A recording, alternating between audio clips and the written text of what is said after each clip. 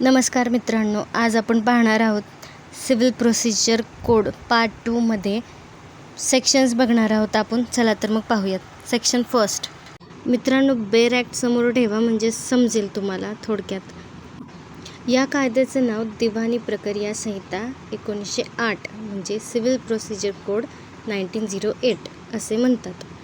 आता कमेन्समेंट म्हणजे काय की हा कायदा कधी लागू झाला, तर हा कायदा 1 जानेवारी 1909 पासून लागू झाला.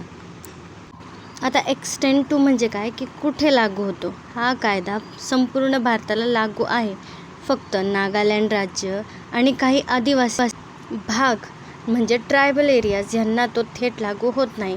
त्याचं कारण असं आहे, तिथे त्यांचे स्वतःचे स्थानिक नियम असतात, पण तिथल्या सरकारने ठरवले तर ते हा कायदा लागू करू शकतात.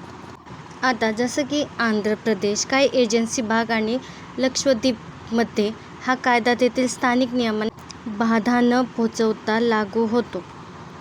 2019च्या पुनर्रचना कायद्यानंतर आता हा कायदा जम्मू आणि काश्मीरमध्येही पूर्णपणे लागू आहे. आता थोडक्यात सांगायचं तर हा कायदा म्हणजे सेक्शन 1 ऑफ CPC हे या कायद्याची ओळख करून देते की हा कायदा नेमका कोणासाठी आणि कुठल्या क्षेत्रासाठी बनवला आहे. पुढे आपण पाहूयात सेक्शन 2 सबसेक्शन 1 मध्ये कोड इन्क्लूड रूल्स. याचा अर्थ असा होतो, जेव्हा आपण CPC किंवा संहिता म्हणतो तेव्हा फक्त मुख्य सेक्शन्स येत नाहीत, तर त्यासोबत दिलेले नियम रूल्ससुद्धा येतात. CPC हे 2 भागात विभागले आहेत, सेक्शन्स आणि रूल्समध्ये. जे सेक्शन आहेत हे कायद्याचे मुख्य तत्त्वे आहेत आणि अधिकार सांगतात. यात बदल करण्याचा अधिकार फक्त संसदेला किंवा राज्य विधिमंडळाला असतो. आता रूल्स हे कलमांची अंमलबजावणी कशी करायची याची प्रक्रिया सांगतात. थोडक्यात सांगायचं झालं तर सेक्शन 2 सबसेक्शन 1 हे स्पष्ट करते की कोर्टात काम करताना तुम्हाला कलमे आणि नियम संहिता तयार होते. नेक्स्ट आपण पाहणार आहोत सेक्शन 2 सबसेक्शन 2 मध्ये डिग्री मानली जाण्यासाठी कायद्यानुसार 5 अटी पूर्ण होणे आवश्यक असतात. फर्स्ट डिग्री म्हणजे ॲडज्युडिकेशन म्हणजे न्यायनिर्णय. Judicial determination of the dispute म्हणजे एखादा वाद कायद्याच्या आधारे तपासून आणि ऐकून आणि निर्णय देऊन निकाली काढण्याच्या संपूर्ण प्रक्रियेला ॲडज्युडिकेशन असे म्हणतात. सेकंड, इन अ सूट म्हणजे काय. डिग्री नेहमी एका सूट म्हणजेच दिवाणी दाव्यामध्ये दिली जाते. दिवाणी दाव्याची सुरुवात प्लेंट अर्ज सादर केल्यावर होते. डिग्री हा केवळ न्यायालयाचा आदेश नसून एखाद्या चालू खटल्यात दिलेला अंतिम निर्णय असतो.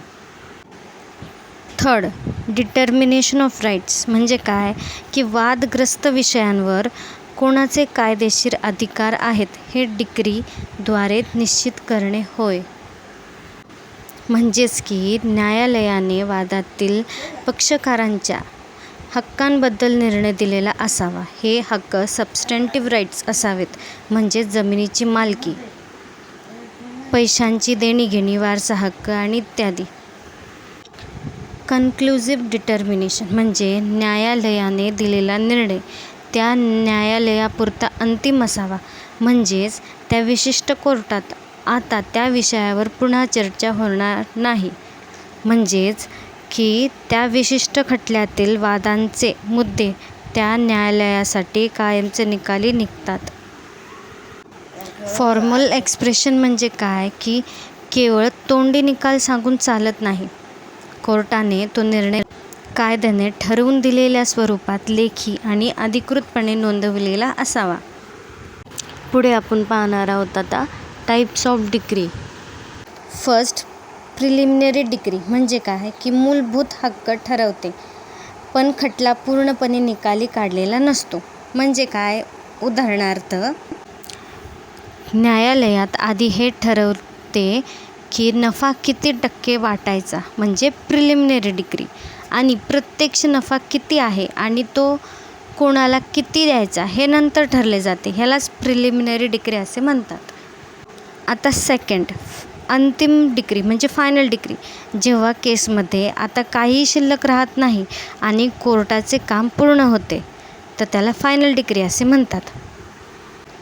Third, partly preliminary and partly final decree म्हणजे काय?